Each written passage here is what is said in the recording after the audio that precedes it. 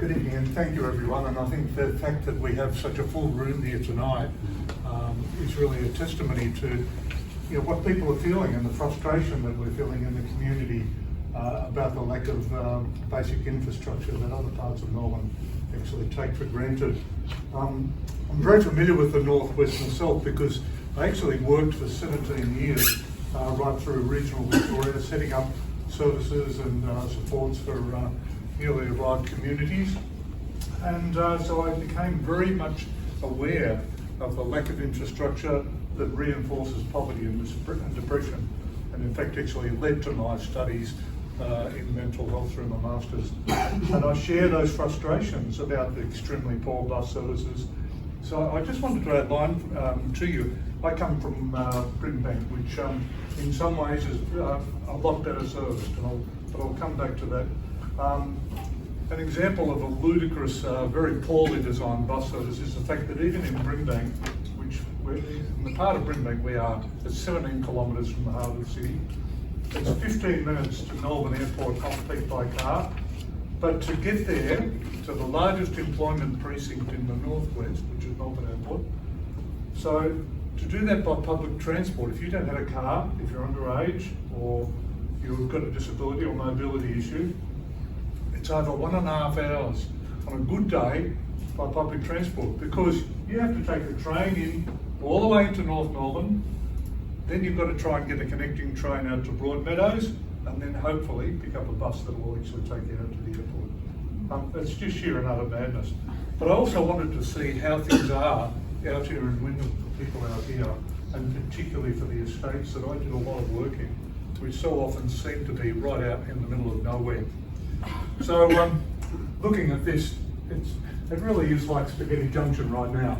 This is the current model. It is so outdated, it's embarrassing.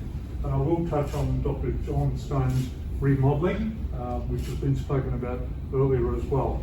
But I started all my trips basically from a central point, which was the wonderfully named Brimbank Community Centre. Do any of you know it? Have you ever heard of it? Mm-hmm. Beautiful. It's right in the heart of Tarneit North. A long way from anywhere really, in many ways.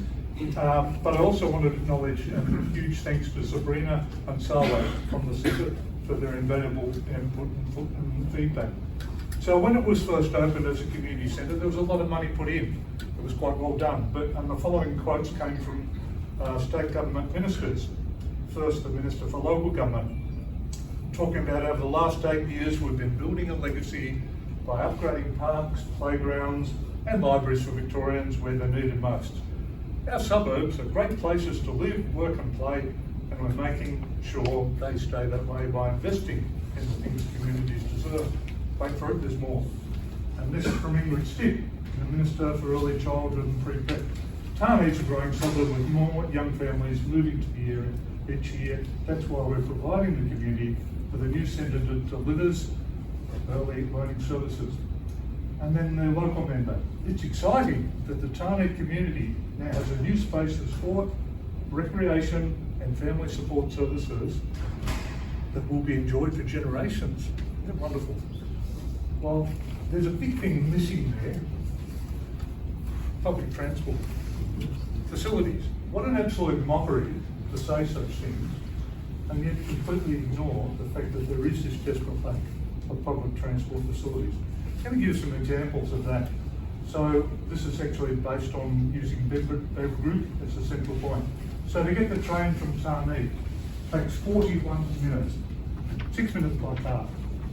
To get to the nearest minor major shopping centre by bus, well, it's actually 45 minutes, 44 minutes of walking by the way, or 5 minutes by car. To the nearest secondary college, 47 minutes, 6 minutes by car. Nearest medical centre, 50 minutes, 8 minutes by car. The nearest public hospital, 1.25 hours by public transport, 20 minutes by car. So it probably doesn't come as a surprise to anyone that in Wyndham, and also in fact in Brimbank and other parts of the West, we have rates of car ownership that are often twice that of other parts of Melbourne. And it is a poverty trap that's actually forced on families because of this appalling lack of bus transport, as this dear lady spoke about earlier, and the frustrations of that. People are simply forced into a situation where they need a car to actually get their families and loved ones around to schools and whatever else, and to employment. So I talked to these beautiful ladies about some of their own experiences, and they reported back that things even like bus signage. Now in this day and age, what are we, 2024, it's still confusing and difficult to read, particularly if English isn't your first language. The bus service announcements are still very difficult to understand. Very poor audio quality, and speakers at times using very poor English. There is a community bus, and that we saw about that earlier, but it's often full, and it can only be booked online and not on weekends. And if you're from a new or emerging community with English as your second or third or fourth language, even using internet is not always a given. So I think that's a really important point. Coupled with infrequent bus services and long walks to bus stops, if a bus is cancelled, the following buses are often already full, and we're talking up to 40 minutes, 50 minutes later. We need more bus stops locally closer to estates. Where people are reporting that Mikey is expensive and poor value for money. On top of this, remember, we're going to have a population 2.5 times the size of Geelong expected to be added to Melbourne's West in the next 15 years. And here in Wyndham right now, we've got older people, young mums, those with mobility issues are almost invariably households. So we have a major cost to the community, to taxpayers of Victoria, and all of Victoria's taxpayers actually affected by this, because this becomes a significant cost that could be actually ameliorated. We need more buses to key locations.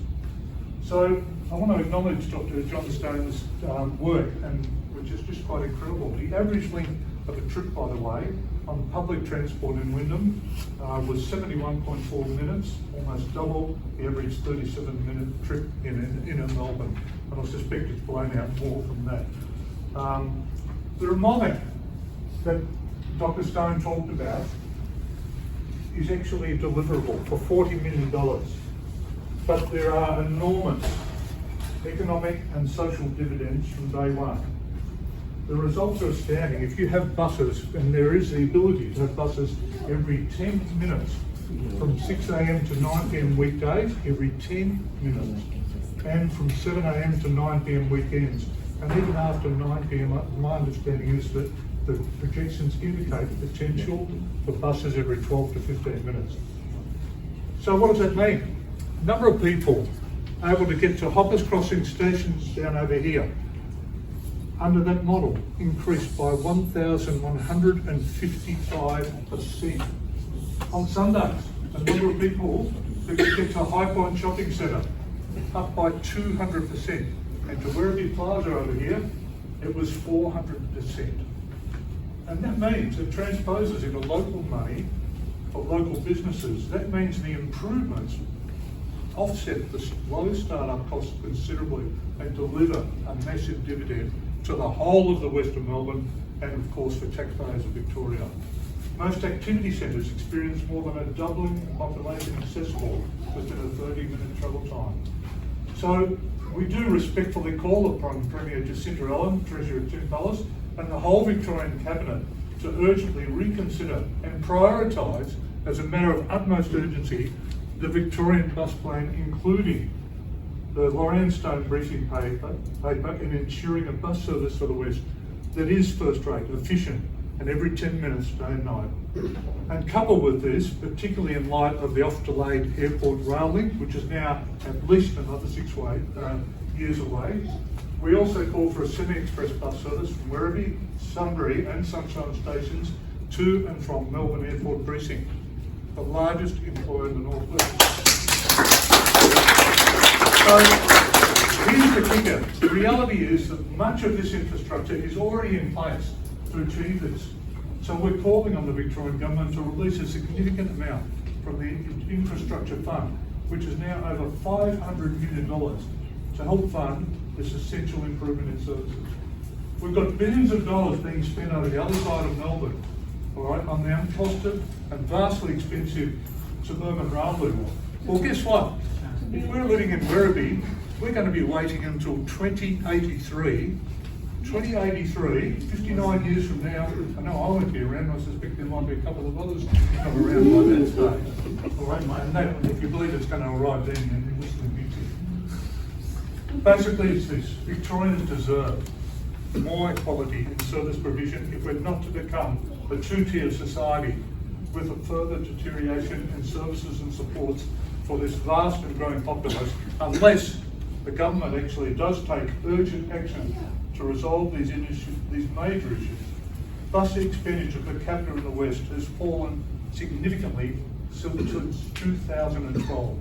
It has to change, and we call upon government to actually step up and deliver for all of Victoria and not just a favoured few. Thank you.